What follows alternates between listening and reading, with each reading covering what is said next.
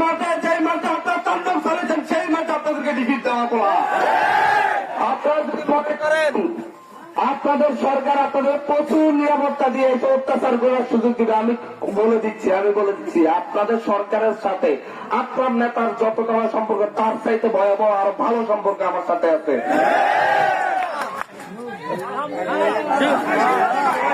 আপনারা,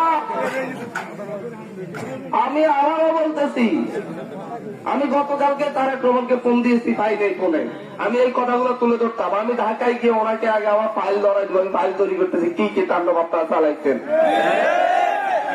যত বড় নেতাই হন দেখা যাবে যে উনি ব্যবস্থা নেয় কিনা, দেখবেন আপনারা। সবাই তো সমান না, মনে করে যে এদের কত গুরুত্বপূর্ণ। আরে ভাই, তোমারও তো তারেক রহমানের কাছে তোমরা তো একটা কাঁচা কচু গাছের পানির এক ফোঁটা পানি, তোমরা অত্যাচার করবা, এরপর উনি জানবে তাই না তোমাদেরকে মাফ করে দেবো না, দলের লোক আর দলের লোক চাইলে দিবে না।